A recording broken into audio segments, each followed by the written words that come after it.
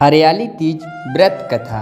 प्राचीन काल में माता पार्वती अपने 108वें जन्म में भगवान शंकर जी को पति के रूप में पाने के लिए गंगा के तट पर 12 वर्षों तक कठिन तपस्या करने लगीं। वह श्रावण की मूसलाधार वर्षा में भी बिना अन्न जल खाए खड़ी रहती थी। जेठ मास की तपती धूप में चारों ओर अग्नि जलाकर बीच में खड़ी सूर्य को देखती रहती थीं। यह देखकर पार्वती के पिता हिमालय काफ़ी दुखी रहते थे। वे पार्वती के विवाह के लिए हमेशा चिंतित रहते थे। एक दिन नारद जी हिमालय के घर पधारे और हिमालय से बोले, हे पर्वतराज, मुझे साक्षात विष्णु ने आपके पास भेजा है। वे आपकी कन्या से प्रसन्न होकर उनसे विवाह करना चाहते हैं। यह सुनकर हिमालय काफ़ी खुश हुए। वे शीघ्र ही इस विवाह का प्रस्ताव स्वीकार करने लगे। उन्होंने शीघ्र ही इस विवाह प्रस्ताव को स्वीकार कर लिया। पार्वती जी को जब यह पता चला कि उनका विवाह भगवान विष्णु से होना है, वह गुप्त रूप से अपनी सखियों के साथ जंगल में भाग गईं और समुद्र किनारे जाकर शंकर जी की आराधना करने लगीं। भाद्रपद शुक्ल पक्ष की तृतीया तिथि को हस्त नक्षत्र था।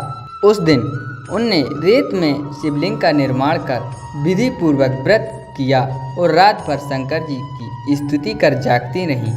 पार्वती जी की इस कठिन तपस्या के प्रभाव से शिव जी का आसन डोलने लगा। उनकी समाधि टूट गई। वे पार्वती जी से खुश होकर उनके पास प्रकट हुए और वर मांगने को कहा।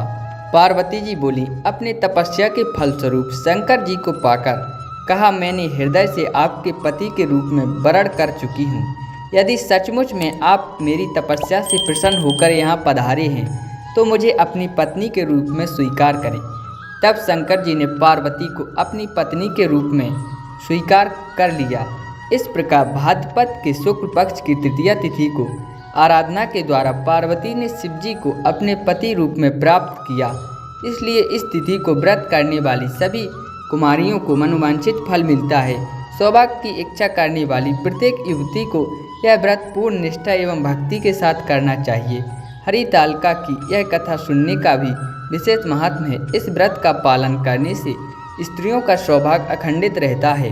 जो सौभाग्यवती स्त्रियां यह व्रत नहीं रखती हैं, कुछ वर्ष व्रत कर फिर नहीं करती, व्रत रखते हुए कुछ खा पी लेती हैं, उन्हें इस जन्म तथा दूसरे जन्म में अनेक प्रकार के संकट उठाने पड़ते हैं। यदि कोई कारणवश उस तिथि को कोई सौभाग्यवती स्त्री यह व्रत नहीं कर सकती है तो वह अपने पति या किसी ब्राह्मणी द्वारा भी इसका व्रत पूरा करा सकती हैं। ओम नमः शिवाय।